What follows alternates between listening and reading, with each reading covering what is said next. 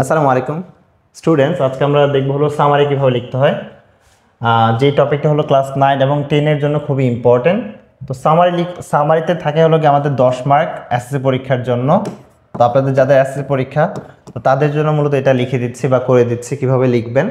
তো সামারি মানে আমরা জানি সারাংশ কিংবা সারমর্ম, হ্যাঁ, অর্থাৎ কোনো একটা গল্পকে বড় গল্পকে সংক্ষেপে ছোট করে লেখার পদ্ধতি বা বলার পদ্ধতিটাকে বলা হয় সামারি।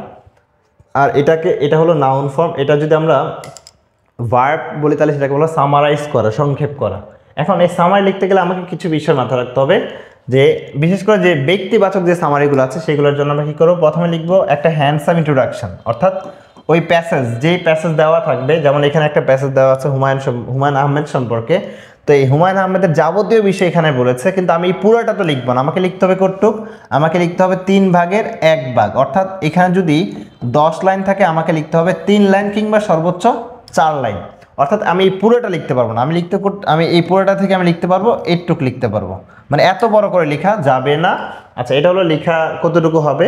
পাশাপাশি আমার যদি কোনো তথ্য ইনভার্টেড কমার ভিতরে দেওয়া থাকে সেটা লেখা যাবে না, সেটাকে অর্থাৎ ন্যারেশন আকারে যেটা বা ডিরেক্ট স্পিচ থাকলে সেটা লেখা যাবে না। এবং হলো গিয়ে বা আমি চাইলে ইনডিরেক্ট স্পিচে লিখতে পারি। এবং পাশাপাশি যেটা মনে রাখতে হবে, আই এবং ইউ মানে ফার্স্ট পারসন সেকেন্ড পারসন এখানে কোনো প্রয়োজন নাই, কারণ আমরা ব্যাখ্যা করবো কোনো একজন থার্ড পারসনকে। আচ্ছা, এটা হলো গিয়ে বেসিক যে কিছু বিষয়, আরও বিস্তারিত আছে বাট এত কিছু আপাতত প্রয়োজন নেই। আমরা দেখবো এখন সামারি লেখার ক্ষেত্রে যে 5টা বিষয় লাগে, তার মধ্যে একটা কি বললাম, হ্যান্ডসাম ইন্ট্রোডাকশন, অর্থাৎ একটা ব্যক্তি সম্পর্কে কত সুন্দরভাবে আপনি তুলে ধরবেন, কিভাবে তুলে ধরবেন তো আমরা একটু পরে দেখব। তারপর 2 নম্বরে যেটা লাগবে সেটা হলো ডেট অফ বার্থ, অর্থাৎ সে কোথায় জন্মগ্রহণ করেছে এবং কত সালে জন্মগ্রহণ করেছে। তো এখানে এই জন্য লেখা আছে date of birth and place, তার কোথায় জন্মগ্রহণ হয়েছে এবং সে কত সালে জন্মগ্রহণ করেছে সেটা লিখব। 3 নম্বরে যে বিষয়টা মাথায় রাখবো তার কার্যক্রমগুলো, সে কি কি কার্যক্রম করেছে এবং কোথায় মানে কোন কাজে তার অংশগ্রহণ বা কন্ট্রিবিউশন আছে সেটা লিখবো 3 নম্বরে। 4 নম্বর যে বিষয়টা মাথায় রাখবে সেটা হলো কি অ্যাচিভমেন্ট, সেই কাজের ফলে কি কি অর্জন করেছে বা কি অ্যাওয়ার্ডস পেয়েছে, সেই অ্যাওয়ার্ডস বা অ্যাচিভমেন্ট আমরা লিখবো 4 নম্বরে। 5 নম্বরে যেটা লিখবো তার ডেট অফ ডেথ, হ্যাঁ, অর্থাৎ তার মৃত্যুর সময়টা আমরা লিখবো, কিভাবে লিখবো সেটা আমরা দেখব।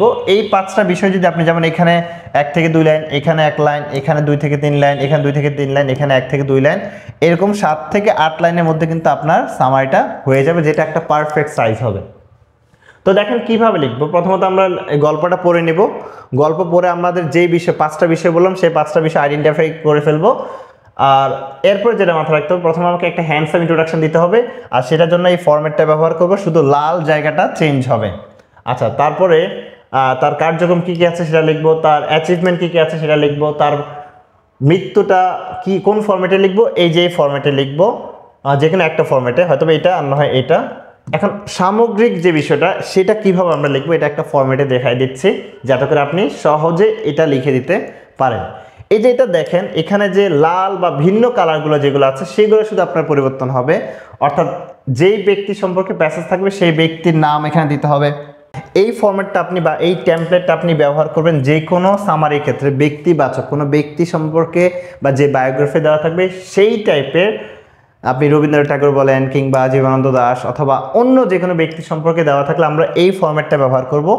এই ফরম্যাটটার কোন কোন জায়গায় পরিবর্তন হবে সেটা আমরা একটু বলে দিচ্ছি। যেমন প্রথম তার হ্যান্ডসাম ইন্ট্রোডাকশন। তো মোস্ট অফ দ্য স্টুডেন্ট কী করে, যে প্যাসেজে যেভাবে দেওয়া আছে সেটা শুরুতে কী করে এটা উঠায় দেয়, যে হুমায়ুন আহমেদ ওয়াজ আ টিচার। এখন এটা প্রশ্নে দেওয়া আছে, আপনি যদি এইভাবে লিখেন আপনাকে টিচার ভাববে যে আপনি না বুঝে লিখছেন, প্যাসেজ দেখে দেখে লিখছেন। এই জন্য আপনাকে একটু মডিফাই করতে হবে। সেই মডিফাইয়ের জন্য আমি সহজ যে ফর্মেটটা দিয়ে দিয়েছি সেটা হলো গিয়ে এই যে one of the most famous অথবা প্রমিনেন্ট, যে কোনো একটা ব্যবহার করবেন, most famous authors and film makers. এই যে অথর্স এবং ফিল্ম মেকার্স এটা তো দেওয়াই থাকবে, ওই ব্যক্তি সম্পর্কে দেওয়া থাকবে, সেখান থেকে আমি লিখে নিব ইজ কে, এই ব্যক্তির নামটা আমার শুধু পরিবর্তন হবে, অর্থাৎ এখানে যার কথা বলবে তার নামটা এখানে দিয়ে দিব। হু ওয়াজ বর্ন, আবার এই লাইনটা মুখস্থ বসাবেন, তারপর আবার এখানে আবার পরিবর্তন হবে, অর্থাৎ সে কোথায় জন্মগ্রহণ করেছিল, কত সালে জন্মগ্রহণ করেছিল। তো এই কালো জায়গাটা আপনি ঠিক রাখবেন, শুধু এই কালারিং জায়গাটা আপনি পরিবর্তন করবেন কিসের উপরে ডিপেন্ড করে, ওই গল্পে যেই তথ্য দেওয়া থাকবে সেটা। যেমন এখানে হুমায়ুন আহমেদের সম্পর্কে বলছে যে সে 1948 সালে জন্মগ্রহণ করেছে, এই জন্য আমি বললাম কি ওয়াজ বর্ন ইন 1948 এবং এখানে আরেকটা প্যারাফ্রেজ করলাম যেটা আপনাদের দরকার নাই, আমি দেখায় দিচ্ছি যে after the division of India subcontinent, উনি 1948-এ জন্মগ্রহণ করে। তো আমরা জানি 1948-এ জন্মগ্রহণ করছে। তো 1947-এ কী হয়েছে, দেশ বিভাগ হয়েছে, অর্থাৎ ইন্ডিয়া যে ভাগ হয়েছিল পাকিস্তান এবং ইন্ডিয়া বা ভারত, সেই তার এরপরের বছর সে জন্মগ্রহণ করেছে। এই জন্য আমরা এখানে একটা সুন্দর কি বলে প্যারাফ্রেজ করে কি করলাম, দিয়ে দিলাম যে after the division of India subcontinent, but it is not mandatory. এটা চাইলে আপনি না দিলেও পারেন। আপনি শুধু কি দিবেন, হু ওয়াজ বর্ন ইন এত সালে, কোথায়, এই যে এই জায়গার নাম দিয়ে দিতে হবে। তো এখানে আমার যেহেতু হুমায়ুন আহমেদ দিয়ে আমি এক্সাম্পল দেখাচ্ছি, এই জন্য আমরা হুমায়ুন আহমেদ সম্পর্কে তথ্য দিয়ে দিলাম যে সে 1948 সালে জন্মগ্রহণ করেছে ইন নেত্রকোনা। এবার আবার এই লাইনটা দিয়ে দিবেন, হি ওয়াজ অলসো নোন এজ, তার আরও একটা পরিচয় দিয়ে দেবেন, সে এই নামে পরিচিত, সেটাও আপনার প্যাসেজ থেকে নিয়ে নেবেন। তো এটা হলো হ্যান্ডসাম ইন্ট্রোডাকশনের জন্য লিখলাম। পরবর্তীতে যেটা আমরা লিখবো সেটা হলো কি তার, এখানে শুধু হ্যান্ডসাম ইন্ট্রোডাকশনটা দেই নাই, আমরা এখানে তার জন্ম সালটাও দিয়ে দিয়েছি। তার মানে প্রথম দুইটা যে পয়েন্ট, সেই দুইটা পয়েন্ট এখানে অ্যাড হয়ে গেছে। আমরা এখন কথা বলবো তার কার্যক্রম, অর্থাৎ তার জীবনে সে কী কী কাজ করেছে বা কী কী কন্ট্রিবিউশনের ফলে আমরা তাকে স্মরণ করছি। তো প্রথমত এই কার্যক্রমের মধ্যে প্রথম যেটা আছে সেটা হলো গিয়ে তার পড়াশোনা। এখন দেখেন,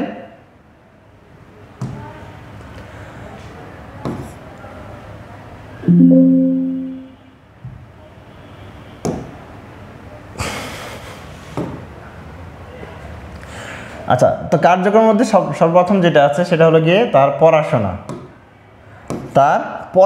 এই পড়াশোনাটা আমরা কি লিখবো এখানে, যে অ্যাট দ্য এজ অফ 17, এখানে হুমায়ুন আহমেদ 17 বছর বয়সে উনি এসএসসি পরীক্ষা পাশ করেছে। এই জন্য আমরা এখানে কি করলাম, যে দেখেন এখানে বলে দিয়েছে 1965 সালে সে এসএসসি পরীক্ষা পাশ করেছে। তো এটাকে একটু প্যারাফ্রেজ করে আমি কি লিখলাম, যে at the age of 17। At the age of কেন লিখলাম, কারণ ওনার জন্ম যেহেতু হলো 48-এ, কারণ ওনার জন্ম কত, ওনার জন্ম হলো 1948-এ। তো আর এসএসসি পরীক্ষা পাশ করেছে কত সালে, 65 সালে। তো 65 থেকে 48 যদি বাদ দেয়, ওনার বয়স তখন কত, 17 বছর বয়স। এই জন্য আমরা এখানে লিখলাম কি, অ্যাট দ্য এজ অফ 17, 17 বছর বয়সে উনি হি কমপ্লিটেড কিংবা পাস্ট যে কোনো একটা দিব, কি সেকেন্ডারি সার্টিফিকেট, যেটাকে আমরা বলি এসএসসি। ঠিক আছে, তো এখানে আমি সেকেন্ডারি জায়গায় চাইলে আমার যদি মন চায় যে আমি এইচএসসি দিব, এইচএসসি দিতে পারি। অ্যান্ড টুক হিজ ব্যাচেলর বা মাস্টার্স ডিগ্রি, ব্যাচেলর বা মাস্টার্স, এখানে যদি বলে দেয় বিবিএ বা বিএসসি, হ্যাঁ, তো এটার জন্য আমরা লিখবো ব্যাচেলর। আর যদি বলে এমবিএ কিংবা এমএসসি বা এমএ, এগুলোর জন্য আমরা লিখবো মাস্টার্স। এখন যেটা প্যাসেজ দেওয়া থাকবে সেখান থেকে আমি একটা নিয়ে এটা লিখে দিব। আবার কালো যেটা আছে সেটা লিখবো ফরম্যাটে। এবার কোথ থেকে পাস করেছে সেটা আবার আমার প্যাসেজ থেকে দেখে লিখতে হবে।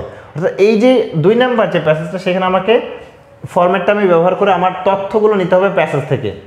আর এই তথ্যগুলো কোথায় বসবে, লাল কালারের যে জায়গাগুলো আছে সেখানে আমি প্যাসেজ থেকে তথ্য বসাবো, আর বাকি কালো যা আছে সেটা আমি সম্পূর্ণ যা আছে তাই বসায় দিব।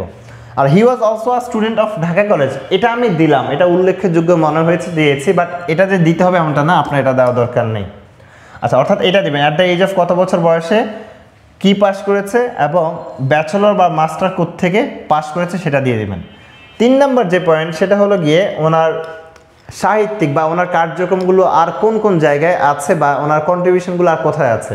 তো মোস্ট অফ দ্য যারা বেশিরভাগ ব্যক্তিরা কিন্তু সাহিত্যিক হয়ে থাকে বা পলিটিক্যাল হলো পলিটিক্যাল।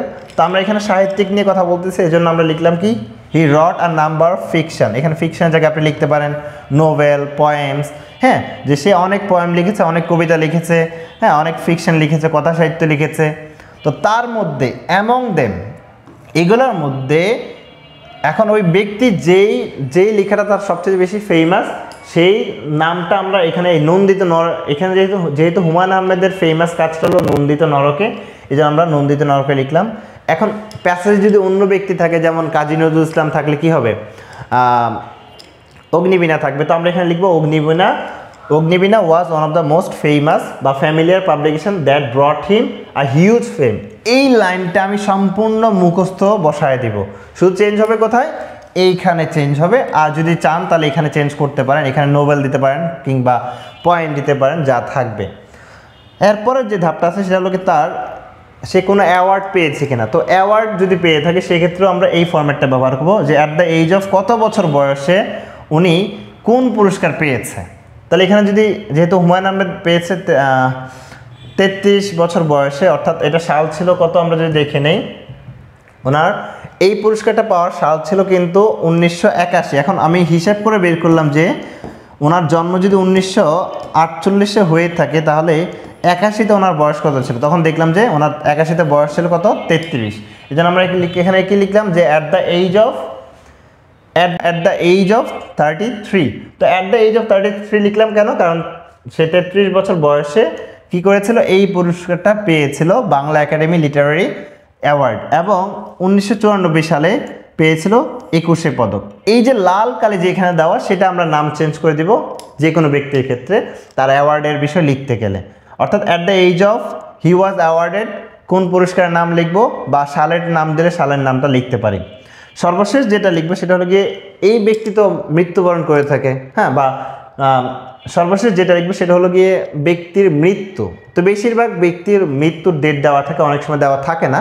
তো মোস্ট প্রবাবলি বা বেশিরভাগ গল্প যেহেতু মৃত্যুটা দেওয়া থাকে সেজন্য আমরা এই ফরম্যাটটাও লিখে দিচ্ছি যে দিস গ্রেট ম্যান, এখানে দিস গ্রেট পয়েট লিখতে পারেন, রাইটার লিখতে পারেন, took his last breath at the age of, আবার দেখেন হিসাব করে দিলাম যে এত বছর বয়সে সে তার কি শেষ নিঃশ্বাস ত্যাগ করেছে।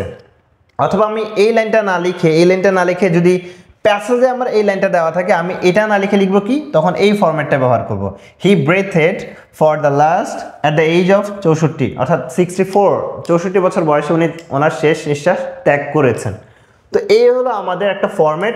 এখন দেখেন এটা আমি আপনাদের বোঝার সুবিধার্থে প্যারা আকারে দিয়েছি, কিন্তু আপনারা কিন্তু প্যারা দিবেন না, এই যে মাঝখানে কোনো গ্যাপ রাখবেন না, আপনারা কি করবেন সব একসাথে করে ফেলবেন। হ্যাঁ, আচ্ছা, এখন আবারও বলতেছি এখানে যে কালো যে কালিগুলো আছে সেগুলো আপনি কিন্তু সবসময় সেম রাখবেন, শুধু প্যাসেজ অনুসারে লাল কালার কিংবা ভিন্ন কালারগুলো আপনি প্যাসেজ থেকে ওই তথ্যগুলো সংগ্রহ করে সেটা লিখবেন। আচ্ছা, তো এই জন্য কী করবো, আমরা এটা ভালো করে লিখে মুখস্থ করে ফেলবো, এবং আপনাদের বইয়ে যে প্র্যাকটিসগুলো আছে সেখান থেকে 2-1টা প্র্যাকটিস করব এই ফরম্যাট অনুসারে, যাতে করে আপনারা কী করতে পারেন, এই ফরম্যাটটা মাথায় রাখতে পারেন। আর এই মাথায় রাখা মুখস্থ করা না, মাথায় রাখা হলো প্র্যাকটিসের মাধ্যমে। আপনি যদি 2-3টা প্র্যাকটিস করেন দেখবেন যে এটা আপনার মুখস্থ হয়ে গেছে, তখন আপনাকে কষ্ট করে লাইন টু লাইন পড়তে হবে না। যাই হোক, এটাও আমাদের সামারি ছিল আজকের জন্য। তো এই সামারিটা আপনারা পড়ে যাবেন, ইনশাল্লাহ এটা আপনাদের পরীক্ষায় থাকবে। যদি ব্যক্তিবাচক হয়ে থাকে, যে পরীক্ষায় ব্যক্তিবাচক এসে থাকে, তাহলে তো কোনো কথাই নেই, একদম সেম বসায় দেবেন, শুধু কালারিং জায়গায় তথ্যগুলো আপনি নেবেন প্যাসেজ থেকে। So that's all for summary, একেবারে সংক্ষেপে আমরা তুলে ধরলাম। ইনশাআল্লাহ এটা নিয়ে বিস্তারিত আমরা একটা ভিডিও বানাবো। ততক্ষণ পর্যন্ত আল্লাহ হাফিজ, ভালো থাকবেন, best of luck SSC student. ততক্ষণ পর্যন্ত ভালো থাকবেন, বেস্ট অফ লাক যারা স্টুডেন্ট আছেন তাদের জন্য শুভকামনা, ভালো থাকবেন, আল্লাহ হাফিজ।